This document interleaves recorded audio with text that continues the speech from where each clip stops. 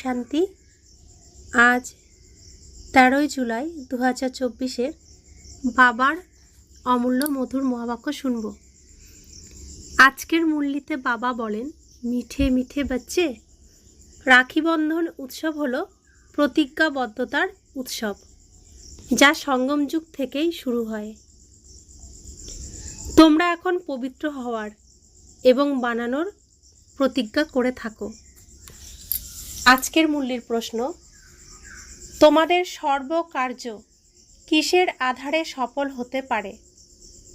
নামের মহিমা কীর্তন কিভাবে হবে? উত্তর, জ্ঞানের বলের সাথে যোগের বল থাকলে তখন সকলেই নিজেদের সব কাজ নিজের থেকেই করতে তৈরি হয়ে যায়। যোগ হলো অতি গুপ্ত, এর দ্বারাই তোমরা বিশ্বের মালিক হয়ে যাও। যোগযুক্ত হয়ে যদি বোঝাও, তবে সংবাদপত্রগুলো নিজের থেকেই তোমাদের সংবাদ ছাপবে। সংবাদপত্রের মাধ্যমেই তোমাদের নামের মহিমা কীর্তিত হবে। এদের দ্বারাই অনেকে সংবাদ পাবে। ওম শান্তি। আজ রাখি বন্ধনে বাচ্চাদের বাবা বোঝান, কারণ এখন সমীপে রয়েছেন।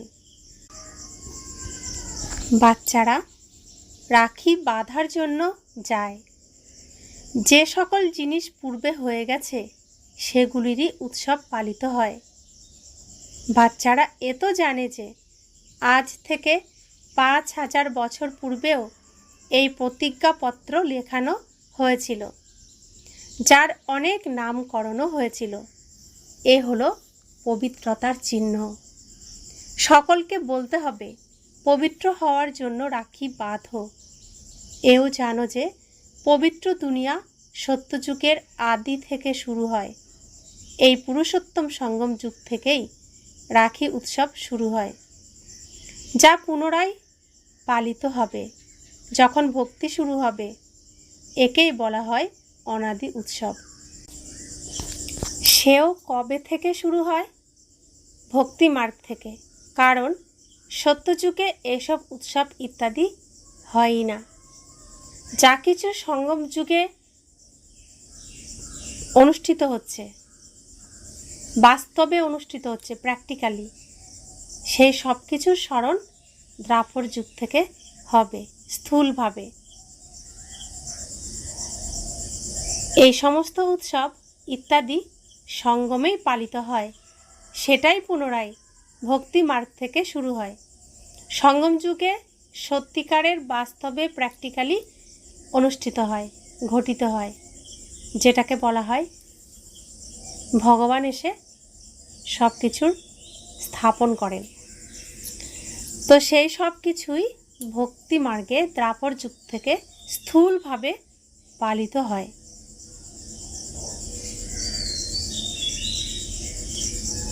সত্যযুগে কোনো উৎসব হয় না। তোমরা বলবে যে দীপমালা দীপাবলি হবে না, সেও এখানেই পালন করা হয়, ওখানে হওয়া উচিত নয়। সত্যযুগে প্রত্যেক দিনই দীপাবলি, প্রত্যেক দিনই উৎসব, সেখানে আলাদা করে কোনো উৎসব পালন করা হয় না। যা এখানে পালন করা হয় তা ওখানে পালন করা যায় না। এইসব হলো কলিযুগের উৎসব। রাখি বন্ধন পালিত হয়। এখন একথা কিভাবে জানা যাবে যে রাখি কেন পালিত হয়? তোমরা সবাইকে রাখি বাঁধো আর বলো পবিত্র হও, কারণ এখন পবিত্র দুনিয়া স্থাপিত হচ্ছে। ত্রিমূর্তির চিত্রেও লেখা থাকে, ব্রহ্মার দ্বারা পবিত্র দুনিয়ার স্থাপনা হয়। তাই পবিত্র বানানোর জন্য রাখি বন্ধন উৎসব পালন করা হয়। আমরা এখন ঈশ্বরীয় পরিবারে আছি। স্বয়ং ভগবান এই পৃথিবীতে তার পার্ট প্লে করছেন। এখন আমরা সবাই আত্মা আত্মা, ভাই ভাই। তো ভাই ভাইয়ের মর্যাদা, ভাই ভাইয়ের সম্মান যেন আমরা রাখি, তাই রাখি বন্ধন উৎসব পালন করা হয়, প্রতিজ্ঞা করা হয় এই সম্মান রাখার। এখন হলো জ্ঞান মার্গের সময়। বাচ্চারা, তোমাদের বোঝানো হয়েছে যে যদি কেউ ভক্তির কোনো কথা শোনায় তবে তাদের বোঝানো উচিত যে আমরা এখন জ্ঞান মার্গে রয়েছি। ভগবান অদ্বিতীয় জ্ঞানের সাগর, যিনি সমগ্র দুনিয়াকে নির্বিকারী বানান। ভারত নির্বিকারী ছিল, তখন সমগ্র দুনিয়ায় নির্বিকারী ছিল। ভারতকে ভাইসলেস বানালে সমগ্র দুনিয়াই ভাইসলেস হয়ে যায়। ভারতকে ওয়ার্ল্ড বলা যাবে না। ভারত তো সমগ্র দুনিয়ার এক অংশ বিশেষ মাত্র। বাচ্চারা জানে নতুন দুনিয়ায় শুধুমাত্র এক ভারত ভূখণ্ডই থাকে। ভারত ভূখণ্ডে অবশ্যই মনুষ্যও থাকবে। ভারত সত্যখণ্ড ছিল। সৃষ্টির আদিতে দেবতা ধর্মই ছিল। তাকেই বলা হতো নির্বিকারী পবিত্র ধর্ম, যার এখন 5000 বর্ষ পূর্ণ হয়েছে। এই পুরানো দুনিয়ার আর অল্প দিন বাকি রয়েছে। নির্বিকারী হতে কতদিন সময় লাগে? সময় তো লাগেই। এখানে পবিত্র হওয়ার জন্য পুরুষার্থ করে। এ হলো সর্বাপেক্ষা বড় উৎসব। প্রতিজ্ঞা করা উচিত, বাবা আমরা পবিত্র তো অবশ্যই হব। এই উৎসব সর্বাপেক্ষা বৃহৎ, এ কথা বোঝানো উচিত। সকলে আহ্বান করে, সকলেই ডাকে, হে পরমপিতা পরমাত্মা। কিন্তু এ কথা বললেও বুদ্ধিতে পরমপিতা আসে না। তোমরা জানো পরমপিতা পরমাত্মা আসেন জীব আত্মাদের জ্ঞান প্রদান করতে। তিনি কবে আসেন? যখন মানুষের মধ্যে সত্য ধর্ম থাকে না। মানুষ যখন অধর্মের পথে চলতে শুরু করে, তখন বাবা আসেন সন্তানদের সঠিক পথ দেখিয়ে সঠিক পথে পরিচালনা করতে, সঠিক শিক্ষা দিতে। তো সত্যযুগে সব কিছু নিয়মেই চলে, ত্রেতা যুগে সব কিছু নিয়মেই চলে, দ্বাপরেও কিছু কিছু নিয়মে চলে, একটু একটু অনিয়ম শুরু হয়। কলিযুগে সব অনিয়ম। তো বাবা সব কিছু নিয়মে আনতে এই পৃথিবীতে আসেন। তাই বাবা বলেন আত্মা পরমাত্মা পৃথক ছিল বহুকাল। এই মিলন মেলা এই সঙ্গম যুগেই হয়। কুম্ভ মেলাও একেই বলা হয়, যা 5000 বছর পরে এই একবারই হয়। জলে স্নান করার উৎসব তো অনেকবার পালন করেছ। গঙ্গা স্নানের উৎসব, গঙ্গা স্নান করা উৎসব আমরা অনেক পালন করেছি। ওটা ছিল ভক্তি মার্গ, এ হলো জ্ঞান মার্গ। সঙ্গমকেও কুম্ভ বলা হয়, যেখানে জ্ঞানের সাগর, শান্তির সাগর, স্বয়ং ঈশ্বর এই পৃথিবীতে আসেন। আর আমরা জ্ঞান নদীরা তার সাথে মিলন মানাতে আসি। তো যেই স্থানে ভগবানের সাথে তার ভক্তদের মিলন হয়, সেই স্থানকেই বলা হয় কুম্ভ মেলা। তো প্রত্যেকটি ব্রহ্মাকুমারী, ঈশ্বরীয় বিশ্ববিদ্যালয়, ঈশ্বরীয় পাঠশালা সব কুম্ভ মেলা। সেখানে সাগর আর নদীর মিলন হয়। এই মিলনেরই স্মৃতি হিসেবে দ্বাপর যুগ থেকে কুম্ভ মেলা স্থূলভাবে পালিত হয়। তো বাবা বলছেন বাস্তবে 3টি নদী নেই। জলবাহিত নদী গুপ্ত কিভাবে হতে পারে? তোমাদের এই গীতা হলো গুপ্ত। বাবা যে আমাদের শোনাচ্ছেন রোজ গীত গেয়ে গেয়ে, এই গীতা হলো গুপ্ত। তাই এ কথা বোঝানো হয় যে তোমরা যোগ বলের দ্বারা বিশ্বের রাজত্ব নাও। এর মধ্যে নৃত্য, গীত ইত্যাদি করার মতো কিছু নেই। বাবা আমাদের যা শোনান সব সার কথা শোনাচ্ছেন। এখানে তিনি কোনো গল্প, নাচ, গান এসব কিছু শোনান না। তিনি সব ধর্মের সার কথাটাই, সব কিছুর সার, আসল কথাটা আমাদের, সত্য কথাটা আমাদের শোনাচ্ছেন। ভক্তিমার্গ তো আধা কল্প পূর্ণ মাত্রায় চলে, আর এই জ্ঞানমার্গ চলে এক জীবন। পরবর্তী 2 যুগে জ্ঞান থাকে না, থাকে জ্ঞানের প্রালব্ধ ফলভোগ। ভক্তি তো দ্রাপর কলিযুগ থেকেই চলে আসছে।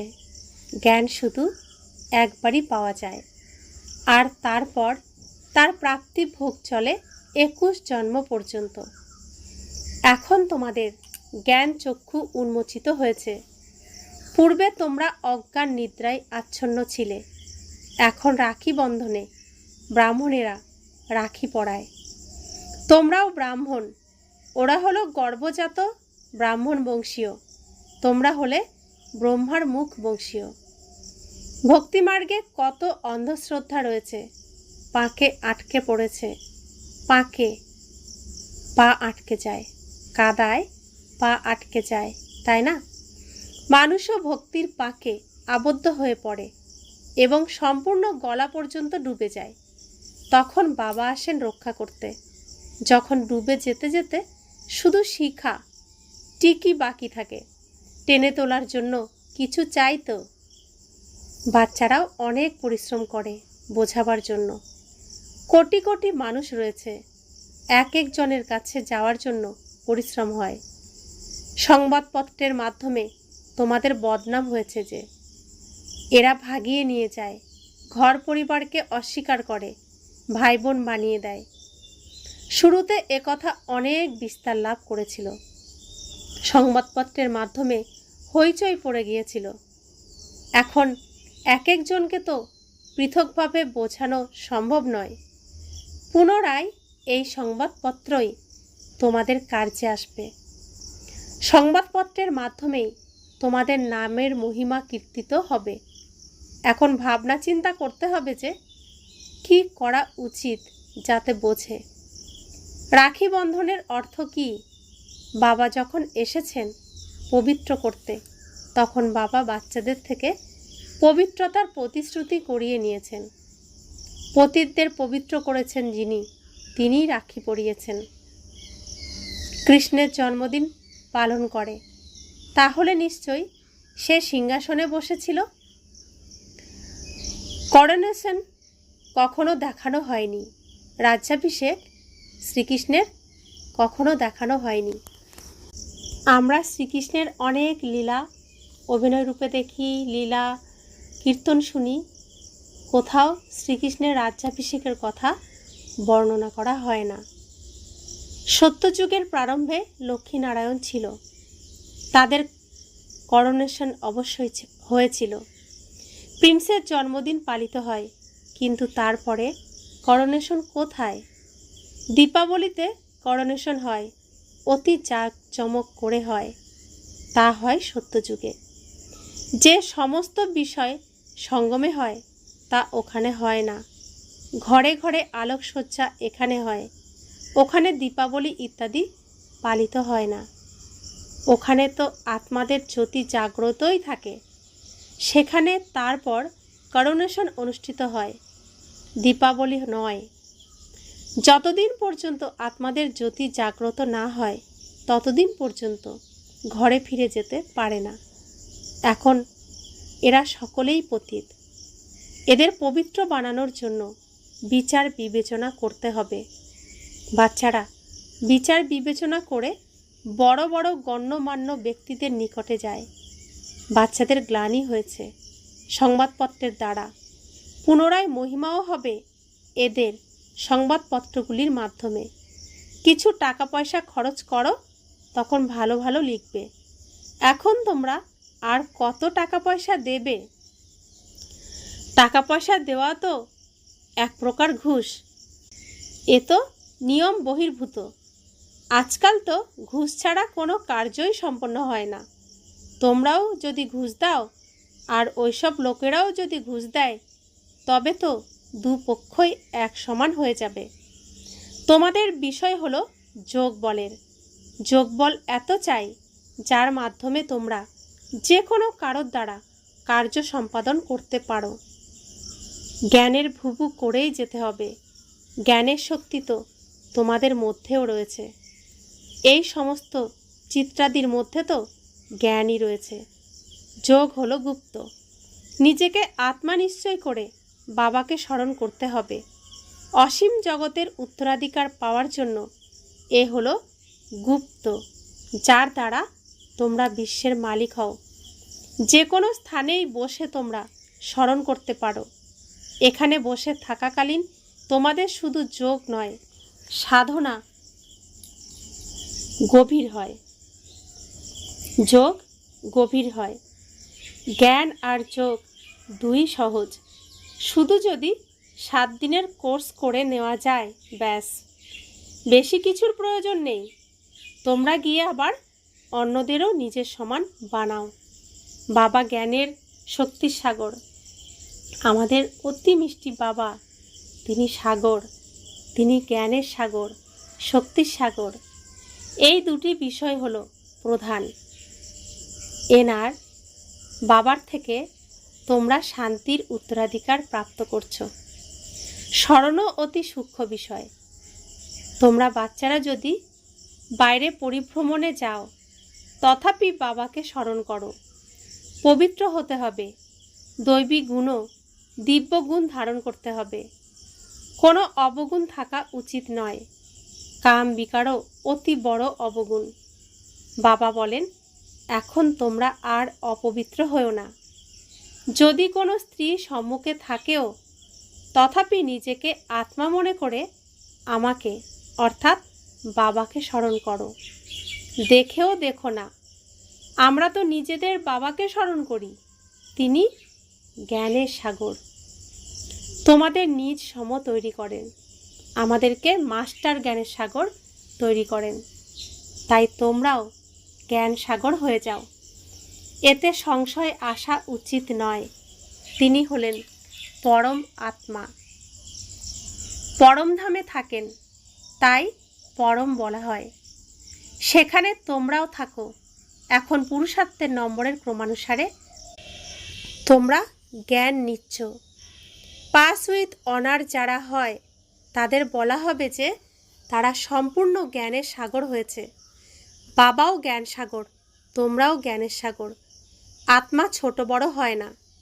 এমনকি পরমপিতাও বৃহৎ আকৃতির নন। এই যে বলা হয় হাজার হাজার সূর্যের থেকে তেজময়, এসব হলো গল্প কথা। বুদ্ধির দ্বারা যে রূপে স্মরণ করে সেই রূপে সাক্ষাৎকার হয়ে যায়। এর জন্য বুদ্ধিমত্তার প্রয়োজন। আত্মার সাক্ষাৎকার বা পরমাত্মার সাক্ষাৎকার, তাহলে কথা তো একই হয়ে যাবে। বাবা উপলব্ধি করিয়েছেন, আমি পতিত পাবন, জ্ঞানের সাগর। সময় মতো এসে তিনি সকলের সদ্গতি করেন। সর্বাপেক্ষা অধিক ভক্তি তোমরাই করেছ, তাই বাবা পুনরায় তোমাদেরই পড়ান। রাখি বন্ধনের পরে কৃষ্ণ জন্মাষ্টমী হয়, তারপর হয় দশহরা। বাস্তবে তো দশহরার পূর্বে কৃষ্ণ আসতে পারে না। দশহরা প্রথমে হওয়া উচিত, পরে কৃষ্ণের আসা উচিত। এর হিসেবও তোমরাই বের করবে। শুরুতে তোমরা কিছুই বুঝতে না। এখন বাবা কত সমজদার বানান, শিক্ষকিত বোধ বুদ্ধি সম্পন্ন বানান, তাই না? তোমরা এখন জানো যে ভগবান বিন্দু স্বরূপ। আমরা অন্ধ ছিলাম যখন আসরিক দুনিয়ায় ছিলাম। যখন আমার সৌভাগ্য উদয় হয়েছে, স্বয়ং ভগবান আমাকে স্মরণ করেছে আর নিজের কাছে নিয়ে এসেছে, তার কোলে রেখে আমাকে নতুন জীবন দিয়ে, তার আদর ভালোবাসায়, তার যত্নে আমি যখন ধীরে ধীরে এই ঈশ্বরীয় পরিবারে বড় হচ্ছি আর বাবার শিক্ষা গ্রহণ করছি, তখন সমস্ত কিছু সত্য আমি বুঝতে পারছি। তো বাবা আমাদেরকে কত সমজদার বানাচ্ছেন। তিনি শিক্ষক রূপে আমাদের কত উচ্চ শিক্ষা দিচ্ছেন। তো এখন আমরা জানি, আমি নিজে জানি, আমি নিজে আত্মা, বিন্দু স্বরূপ। আমার পিতা পরম আত্মা, তিনিও বিন্দুস্বরূপ। সৃষ্টিরূপী বৃক্ষ কত বৃহৎ, উপরে আত্মারা বিন্দু রূপে বিরাজমান। মিষ্টি মিষ্টি বাচ্চাদের বোঝানো হয়, বাস্তবে সমজদার তো 1 সেকেন্ডেই হওয়া উচিত, কিন্তু এমন প্রস্তর বুদ্ধি সম্পন্ন যে বোঝেই না। তা না হলে এ তো 1 সেকেন্ডের ব্যাপার। প্রতি জন্মেই নতুন নতুন লৌকিক পিতা পাওয়া যায়। পৃথিবীরূপী রঙ্গমঞ্চে আমি আত্মা যতগুলো চরিত্র পাব, যতগুলো চরিত্রে আমি অভিনয় করব, ততগুলো ড্রেস পাব। তো ততগুলো ড্রেসের জন্য দোকানও পাব, অর্থাৎ ড্রেস আমি লৌকিক পিতার কাছ থেকেই পাব। তো যতবার আমার ড্রেস চেঞ্জ হবে, অভিনয় চেঞ্জ হবে, ততবার আমার লৌকিক পিতামাতা এবং আমার সাথে যারা অভিনয় করবে আত্মীয় স্বজন রূপে, তারা প্রত্যেকেই চেঞ্জ হবে। তো এই অসীম জগতের পিতা একবারই এসে 21 জন্মের উত্তরাধিকার দেন। এই অসীম জগতের পিতা, যিনি সকলের পিতা, তিনি আমারও পিতা। তিনি কখনো পরিবর্তন হন না। তিনি একবারই এই পৃথিবীতে এই স্টেজে আসেন। তিনি ডাইরেক্টর, তো তিনি শেষে আসেন। সমস্ত অ্যাক্টররা তখন এই স্টেজে চলে আসে। ডাইরেক্টর এই সিনেমার সমাপ্তি ঘোষণা করেন। তো তিনি এসে আমাদের 21 জন্মের জন্য খুব সুন্দর চরিত্রের উপহার দেন। এখন তোমরা অসীম জগতের পিতার কাছ থেকে অসীম জগতের উত্তরাধিকার লাভ করছো। তোমাদের আয়ুও দীর্ঘ হয়ে যায়। এমনও নয় যে 21 জন্ম পর্যন্ত একজন পিতাই থাকবে, না। যদিও তখন তোমাদের আয়ুও দীর্ঘ হয়ে যায়, ওখানে তোমরা কখনো দুঃখ দেখবে না। ভবিষ্যতে এই জ্ঞান তোমাদের মধ্যে থেকে যাবে। বাবাকে স্মরণ করো আর উত্তরাধিকার নাও, ব্যাস। যেমন লৌকিকে বাচ্চার জন্ম হয় আর সে উত্তরাধিকারী হয়ে যায়। যদি বাবাকে জেনে থাকো, তবে বাবা আর উত্তরাধিকারকে স্মরণ করো। পবিত্র হও, দৈবী গুণ ধারণ করো। বাবা আর অবিনাশী উত্তরাধিকার কত সহজ। তো বাবার কাছ থেকে দৈবী গুণ ধারণ করব আর দেবী দেবতা রূপে স্টেজে আসব, আর সুখের রাজধানী, সুখের রাজত্বে আমরা থাকব। কত সহজ। তো সুখের রাজ্যে আসতে গেলে আমাদেরকে লক্ষ্মীনারায়ণের রাজ্যে আসতে হবে। তাহলে নিজের মধ্যে লক্ষ্মীনারায়ণের গুণ ভরতে হবে। লক্ষ্মীনারায়ণের সমান না হলে লক্ষ্মীনারায়ণের প্রাসাদে আমাদের প্রবেশ করার কোনো অধিকার থাকবে না। তাই সেই সুখের রাজ্যে আসতে গেলে আমাদেরকে লক্ষ্মীনারায়ণের সমান হতে হবে। তো এই পড়াশোনার দ্বারাই আমরা লক্ষ্মীনারায়ণ হয়ে উঠতে পারি। তো স্বয়ং ভগবান এসে পড়াচ্ছেন। এই পড়ার উদ্দেশ্যই হলো নর হবে নারায়ণ, নারী হবে লক্ষ্মী। এখন বাচ্চাদের ভাবতে হবে সংবাদপত্রের মাধ্যমে কিভাবে বোঝাতে পারি। ত্রিমূর্তির চিত্রও দিতে হবে, কারণ তাদের বোঝাতে হবে যে ব্রহ্মার দ্বারা স্থাপনা হয়। ব্রাহ্মণদের পবিত্র বানাতে বাবা এসেছেন। তো ব্রহ্মার দ্বারা স্থাপন কার্য এখন চলছে। তো ব্রহ্মার সন্তানরা ব্রহ্মা কুমার, ব্রহ্মা কুমারী প্রত্যেকেই ব্রাহ্মণ। তো ব্রাহ্মণ অর্থাৎ পবিত্র। স্বয়ং ভগবান অসুর কুলের থেকে তুলে এনে ব্রহ্মার দ্বারা ব্রাহ্মণ কুলে জন্ম দিয়ে প্রত্যেককে পবিত্র বানিয়ে ব্রাহ্মণ করে তুলছেন। তো ব্রাহ্মণদের পবিত্র বানাতে বাবা এসেছেন, তাই রাখি পরানো হয়। তো প্রত্যেক আত্মা আমরা এক ঈশ্বরের সন্তান, আত্মা আত্মা ভাই ভাই। তো ভাই ভাইয়ের মর্যাদা রাখার জন্য রাখি বন্ধন করা হয়।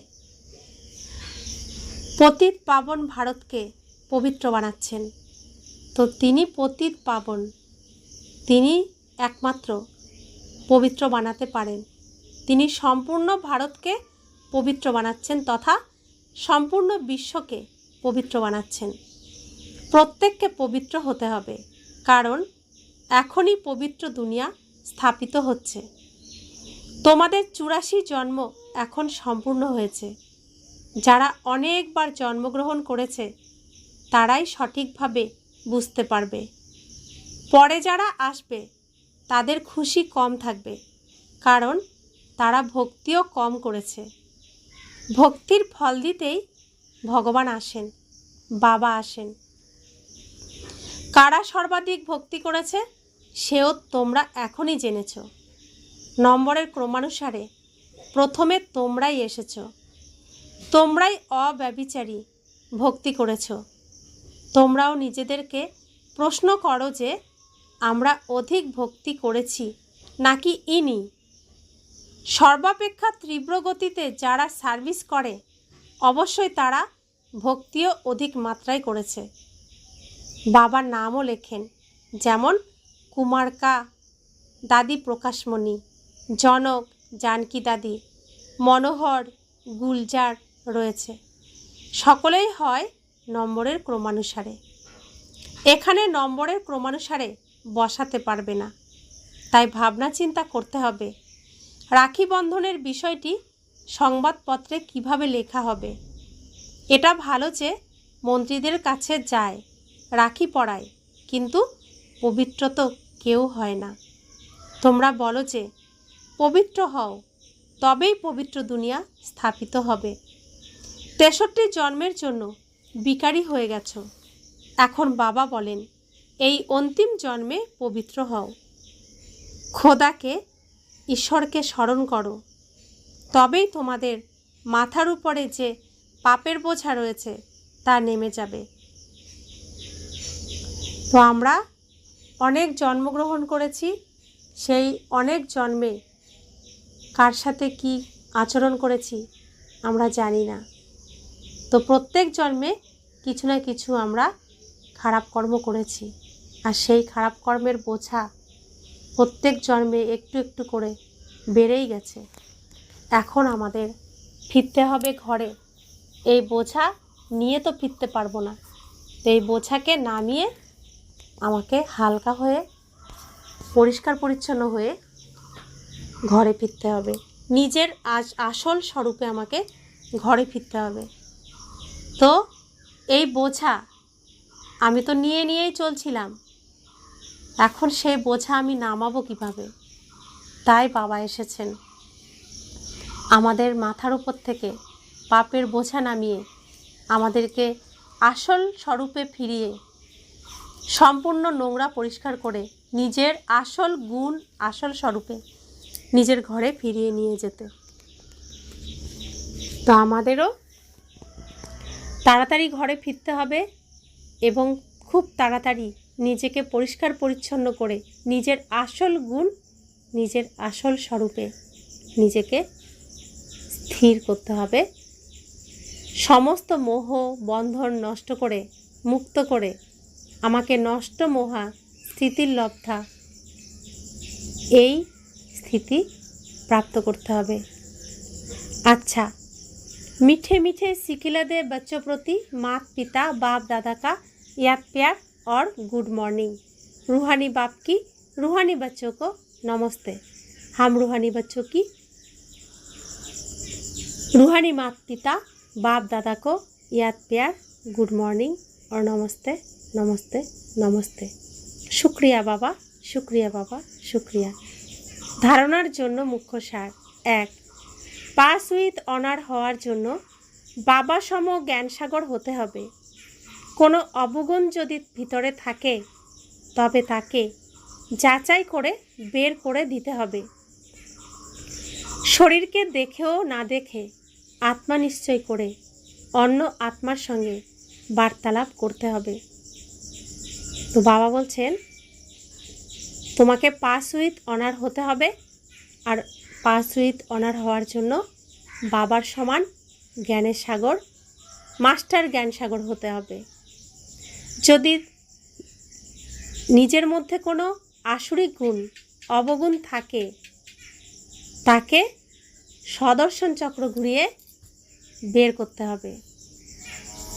তো নিজের শরীরকেও দেখেও দেখব না, কারণ শরীরকে দেখলেই মাটিতে আমাকে নামতে হবে। তো বাবা বলছেন তুমি এখন উপরে ওঠো, নিচে আর নেমো না। তো আমি আত্মা সব সময় উপরের দিকে আমার নজর থাকবে, কারণ ফিরতে আমাকে উপরে হবে, নিচে আমি নামবো না। তাই এই শরীরের দিকে আমি তাকাবো না। 2, যোগবল এতখানি জমা করতে হবে যাতে নিজের সর্বকার্য সহজেই হয়ে যায়। সংবাদপত্রের মাধ্যমে সকলকে পবিত্র হওয়ার সংবাদ দিতে হবে। নিজের সমান তৈরি করার সেবা করতে হবে। তো বাবাকে যত স্মরণ করব তত আমার মধ্যে ঐশ্বরিক গুণ, দৈবী গুণ বৃদ্ধি পাবে। আর নিচের দিকে তাকালে রাবণের গুণ বৃদ্ধি পাবে। তো বাবা বলছে আমার দিকে তাকাও, এই অন্ধকারে এদিক ওদিকে তাকিও না, তো পড়ে যাবে। আমার দিকে তাকাও। তো বাবার দিকে তাকালে আলো আসবে, আর আমি যত আলোর দিকে যাব আমার সব অন্ধকার দূর হবে। তো সেই আমি যেখানে যেখানে আলো ফেলবো সেখানে সেখানে আলো হয়ে যাবে, তাহলে আমার সব কাজ সহজ হয়ে যাবে। তো তাই জন্য বলছে নিজে এতটাই যোগ রাখো বাবার সাথে, আর এতটা আলো নিজের চারপাশে করে নাও যাতে তোমার সমস্ত অন্ধকার দূর হয়ে যায়। নিজেই নিজের সমস্ত অন্ধকার দূর করো। প্রদীপের নিচে যেরকম অন্ধকার থাকে, তোমার নিচে যেন সেরকম অন্ধকার না থাকে, সব দিকে আলোকিত করো। তাহলে নিজের সমস্ত কার্য নিজেই করতে পারবে, সমস্ত অন্ধকার দূর করতে পারবে। তো এখন বাবা বলছেন যে সংবাদপত্রের মাধ্যমে এখন তোমরা এই খবর প্রত্যেককে দাও, কারণ সময় খুব কম, আর অনেকেই এখনও বাবার খবর জানে না।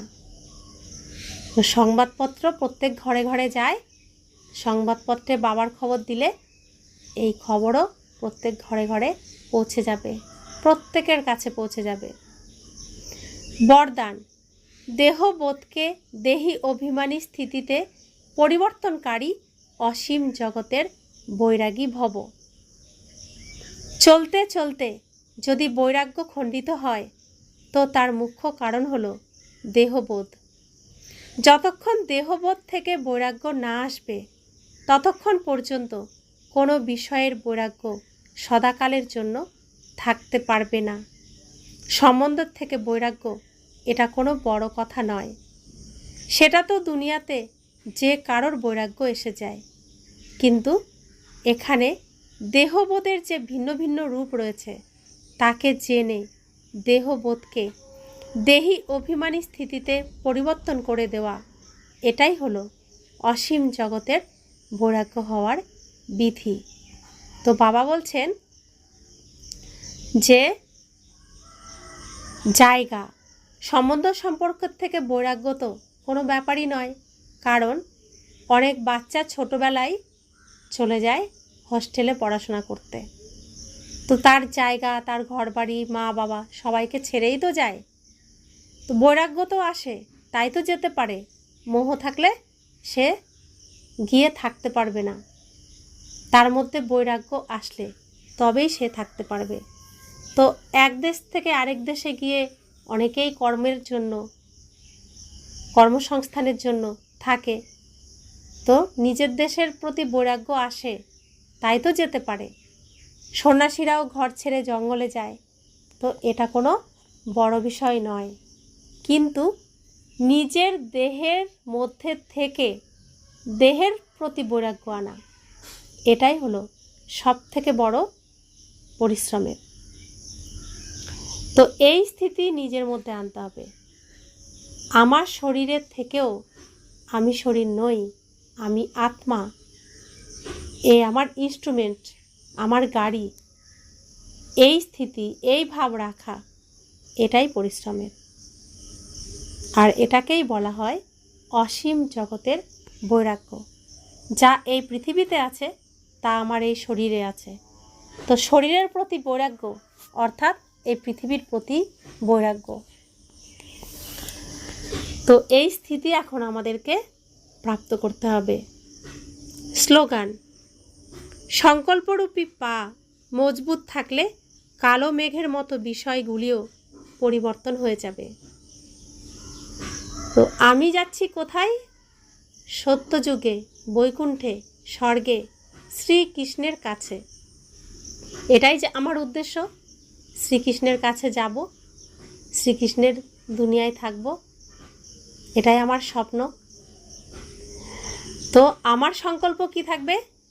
আমি শ্রীকৃষ্ণের সমান হব, 16 কলা সম্পূর্ণ হব, সর্বগুণ সম্পূর্ণ হব, সম্পূর্ণ নির্বিকারী হব, অহিংসক হব, পুরুষদের মধ্যে উত্তম হব, মর্যাদায় আমি আত্মা, সকল আত্মার মধ্যে শ্রেষ্ঠ হব। এটাই আমার সংকল্প। তো আমি এই সংকল্পে নিজেকে মজবুত রাখলে তবে আমি যে সত্যযুগের দিকে এগিয়ে যাচ্ছি, শ্রীকৃষ্ণের দুনিয়ায় যাওয়ার জন্য আমি পরিশ্রম করছি, তো মায়া সেই পথে বাধা হয়ে দাঁড়ায়। সে এমনভাবে পরিস্থিতি আনবে যেন পাহাড়ের মতো, কালো মেঘ অনেক সময় পাহাড়ের মতো দেখতে হয়, ঠিক সেরকম পাহাড়ের মতো হয়ে আসবে। তো তখন আমার সংকল্প, আমি কি? আমি সর্বশক্তিমান পিতার সন্তান, আমি শক্তিশালী আত্মা, আমার সামনে কোনো বিঘ্ন থাকতেই পারে না, আমি বিঘ্ন বিনাশক। নিজের সংকল্পে আমি সম্পূর্ণ স্থির থাকব, শক্তিশালী পাওয়ারফুল সংকল্প আমার থাকবে। তো মায়ার যে মায়াজাল মিথ্যা আমার সামনে নিয়ে আসে, সেই মিথ্যা পাহাড় সম সেই কালো ছায়া নিমেষেই পরিবর্তন হয়ে যাবে, সরে যাবে। পরিষ্কার আকাশ, পরিষ্কার রাস্তা আমার জন্য খুলে যাবে। আমি আমার লক্ষ্যে ধীরে ধীরে পৌঁছে যাব। বিজয় আমার হয়েই রয়েছে। আমি বিজয়ী আত্মা, বিজয় আমার জন্মসিদ্ধ অধিকার। ওম শান্তি।